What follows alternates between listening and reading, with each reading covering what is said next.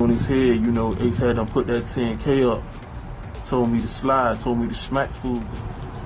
Hey, on everything I love, bro. On the dead homies, bro, I put it on everything. 4 men were just convicted of first-degree murder for killing Fulio, and the state of Florida is coming for their lives.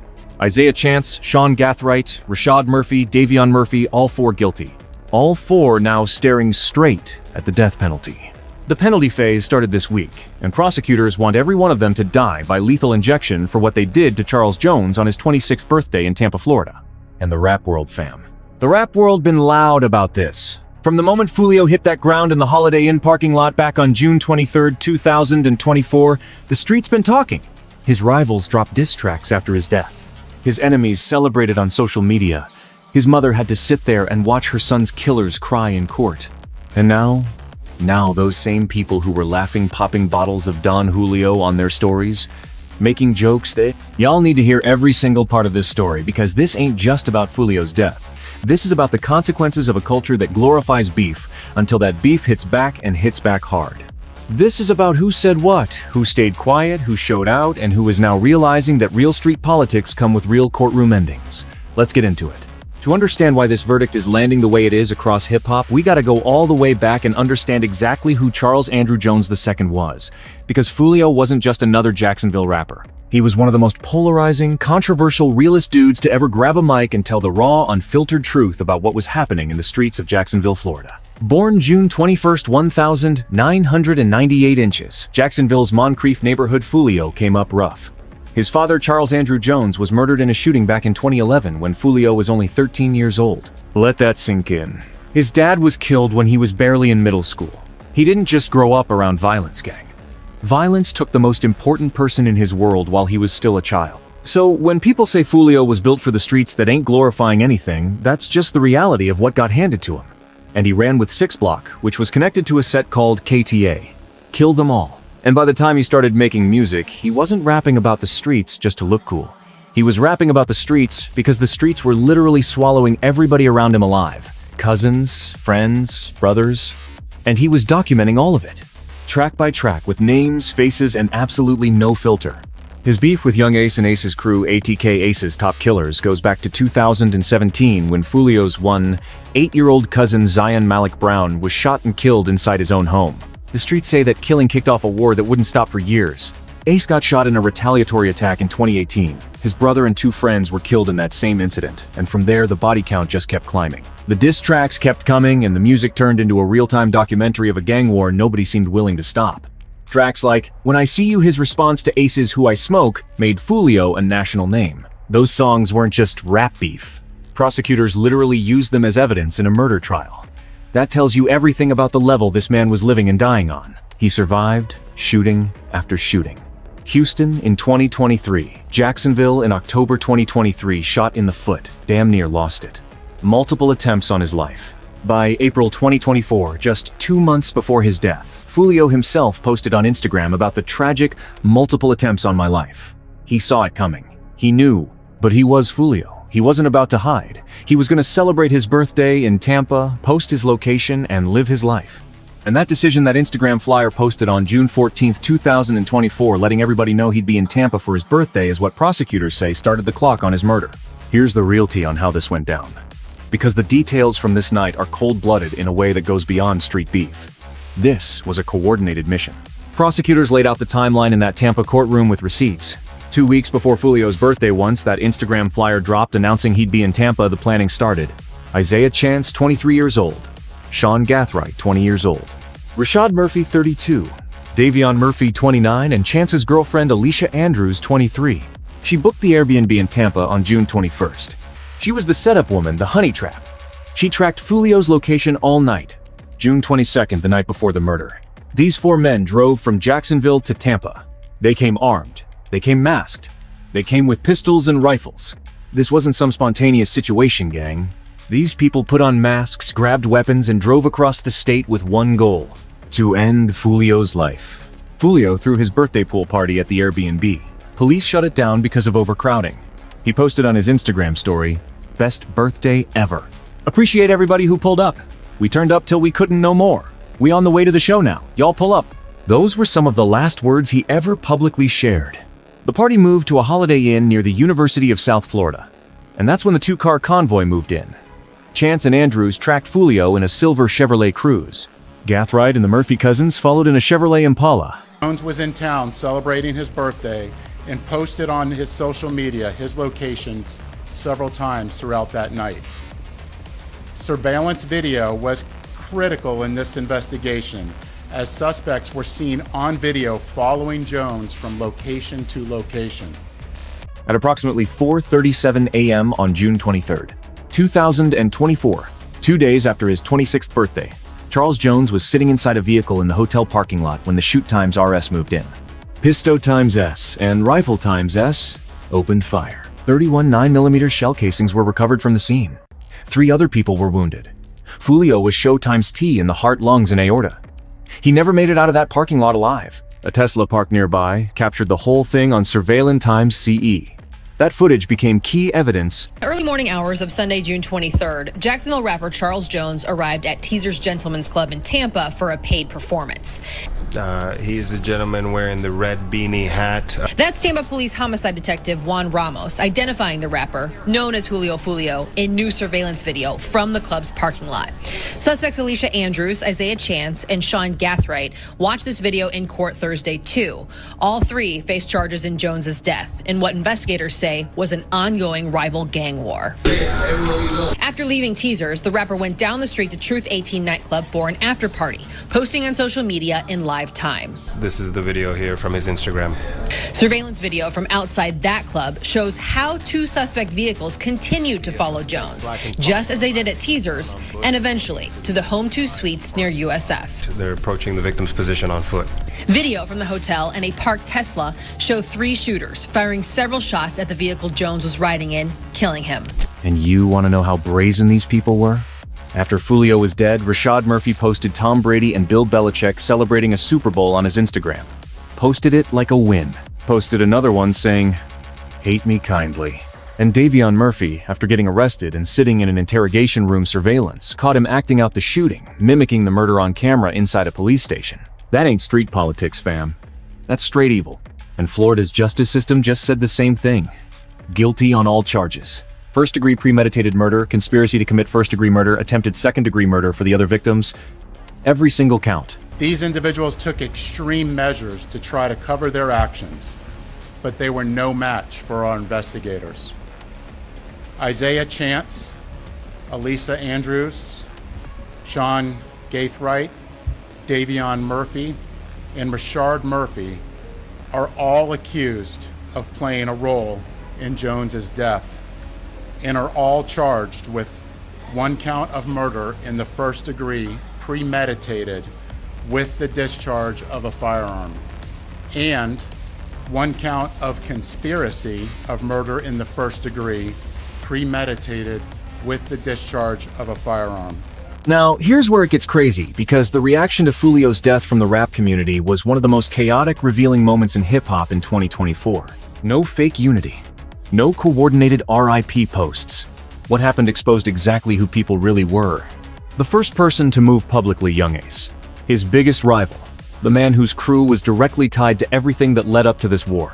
Within hours after Fulio was pronounced dead, Ace dropped a song called Do It that same day. While Fulio's body was still being processed at the scene, Ace released a track with lines about catching people slipping, being tinted, and armed about people coming up missing. The internet completely lost it. Fans immediately started saying Ace orchestrated the hit. And then it got even deeper. An anonymous video surfaced online on July 5, 2024, where a masked man claimed responsibility for the shooting and said there was money on Fulio's head. He claimed Ace and ATK were behind the bounty.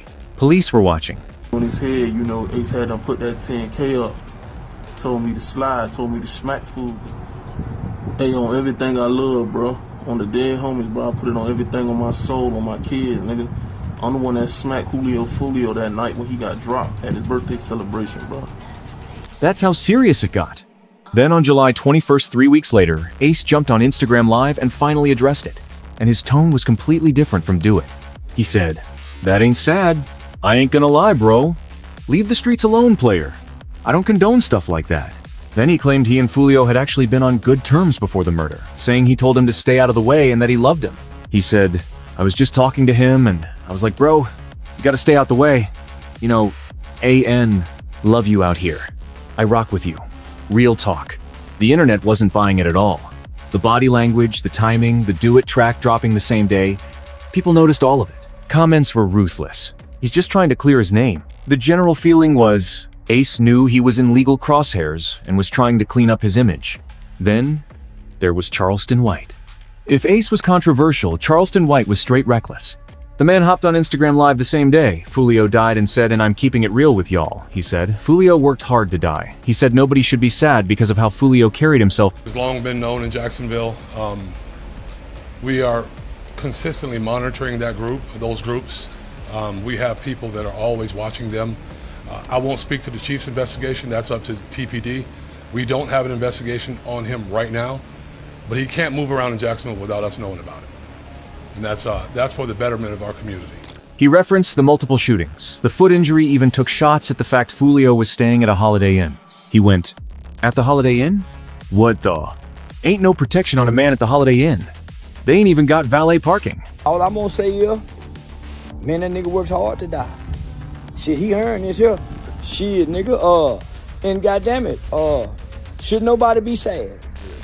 Way that nigga lived and talked gangster, should nobody be sad what did happen to Fulio?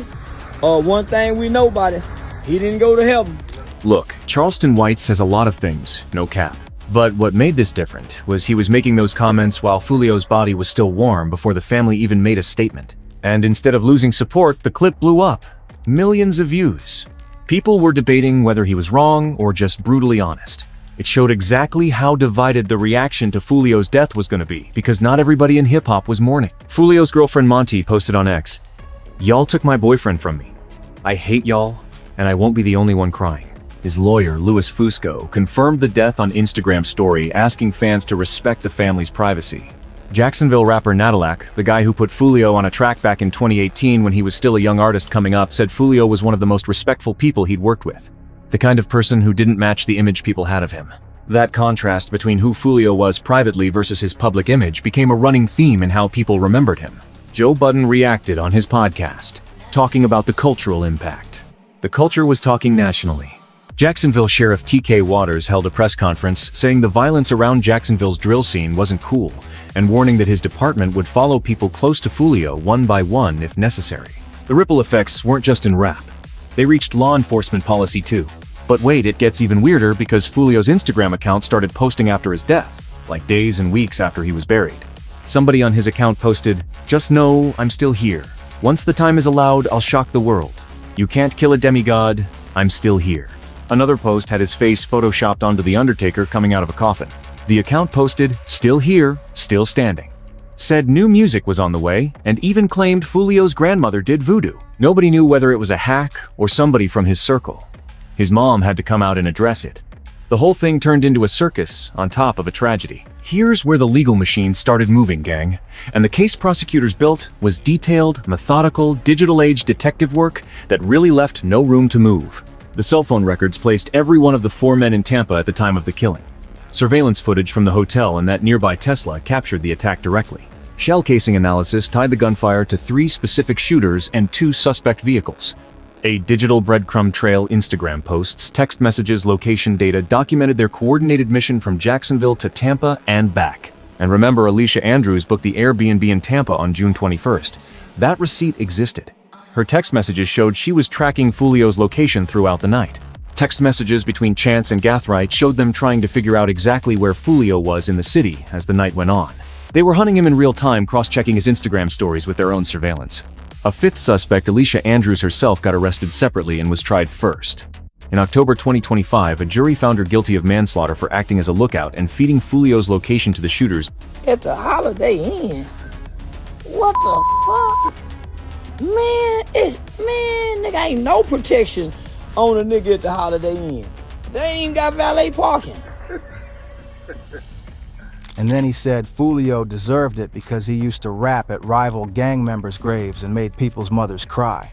Yeah, now one thing about it, he ain't in heaven. Nah, wait, that boy, he had all the time in the world to apologize to them people. He was going to the graveyard, rapping at the graveyard.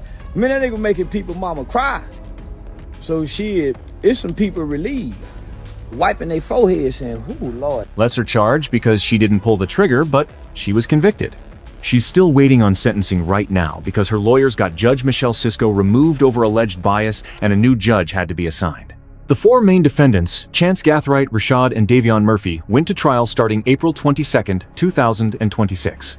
And for 9 straight days, that Tampa courtroom heard everything. Witness testimony from hotel guests who woke up thinking a bomb went off. Ballistics experts breaking down the 31 shell casings. Detectives assigned specifically to watch both the ATK gang and the 6 Block gang explaining the war that had been building for years. Surveillance footage played in open court. Text messages read out loud.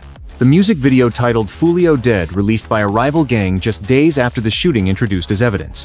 One of the most damaging moments. Prosecutors showed jurors footage of Sean Gathright trying to escape from a police interrogation room through a ceiling vent after his arrest. Like some straight movie type stuff. He literally tried climbing out through the ceiling tiles. That footage played in court and locked something in those jurors' minds about who these people were. After 7 hours of deliberation on May 8, 2026, the jury came back. Guilty. All for first-degree premeditated murder, conspiracy to commit first-degree murder. Every count. No splits, no partial verdicts. Everything the prosecution asked for delivered. State Attorney Susie Lopez stood outside that courthouse and said, "These defendants brought a gang war from Jacksonville into Hillsborough County, and their violence ends here." Now this is where the story is sitting right now, fam. Because as of this week, May 13th, 2026, those 4 convicted killers are sitting in that Tampa courtroom during the penalty phase, and the state of Florida is pushing hard for the death penalty on all 4 of them. Let me break down how Florida's death penalty works, because people need to understand what's on the table. Florida law requires at least 8 out of 12 jurors to agree on a death recommendation. It doesn't have to be unanimous. 8 votes is enough to recommend death. The judge then makes the final decision. And what makes this case a major candidate for the death penalty is the aggravating factors. The premeditation, the coordinated nature of the attack, the fact multiple victims were injured, the fact innocent hotel guests had bullets flying into their rooms that night. This wasn't some heat-of-the-moment crime. This was a military-style operation to execute one man on his birthday. On Tuesday, May 12th, Sean Gathright, the youngest defendant at only 20 years old, took the witness stand in his own defense during the penalty phase. He said, "I'm not here to dispute anything. I'm here to be a man and take responsibility and express my feelings about this whole situation." He broke down on the stand. He cried. He apologized to Fulio's family, saying, "I want to say my deepest condolences. I understand that it's hard losing a child, a best friend, a brother, a cousin. For that, I just cannot say sorry enough." He acknowledged he'd spend the rest of his life in prison, but said he wanted to better himself. Here's where it gets crazy. One of the other convicted killers had previously claimed during the trial that Fulio's diss tracks aimed at their crew gave his grandmother a heart attack. Had the nerve to claim Fulio's music caused real-world harm to his family as a way to humanize himself to the jury. Meanwhile, Rashad Murphy had literally posted celebration memes on Instagram the night Fulio died. And on the other side, Fulio's mother, Sandra Cass Mays. This woman, gang. This woman is the realest person in this whole story. She submitted a victim impact statement that was read aloud in court. She had already been vocal. On Mother's Day weekend when the verdict came back, May 8th, she went live on Instagram with bottles of Don Julio referencing her son's Julio Fulio name and posted a picture of one of the convicted killers crying in court. She captioned it, "Justice for Fulio. The right, get back. Guilty as charged. We all gonna cry together." What they say? Pop a bottle of Don Julio, let's drink up. You see what she did there? The same bottle they were supposedly using to mock her son after his death. She turned it into a victory toast on Conviction Day. That's a mother who fought for 2 years and finally got something back. And the culture noticed. Fulio's fans, the people who've been watching this case since the beginning, flooded social media when that guilty verdict dropped. The verdict was trending. People who had never heard of Fulio before were learning his story through trial coverage on Court TV, which streamed the entire proceedings live. A new generation of viewers was watching this gang war play out inside a Tampa courtroom and getting a masterclass in how the streets eventually come to collect. Now let's talk about the rappers who posted about Fulio and what their silence or words actually meant in the context of this whole situation, because this is where the culture conversation gets real. Meek Mill is somebody who's spoken a lot about criminal justice reform, about how the system chews up young black men, about the cycle of violence the streets create. He's lived it personally with his own probation situation. When someone like Fulio dies, a young black rapper from a city consumed by gang war, Killed before 30, survived by a mother who spent 2 years fighting for justice. That's exactly the kind of situation you'd expect commentary on, from someone in Meek's position. And the question people in the culture were asking was, where are the big voices? Where are the rappers who talk about reform and change when a case like this is putting every issue in the cycle on display? Young Thug, who at the time of Fulio's death was still deep in his own RICO case in Atlanta, knew this world all too well. The entire YSL RICO trial was the legal system using rap lyrics as evidence of gang activity, using social media posts and music videos to build conspiracy charges. Sound familiar? Because that's exactly what happened in Fulio's case. Prosecutors played a music video titled "Fulio Dead," released by the rival gang days after the murder. Rap lyrics in court. Same playbook. The question of whether rap music should be used as criminal evidence is something Young Thug, Meek Mill, and plenty of other artists have talked about before. This case just gave that argument another brutally real example.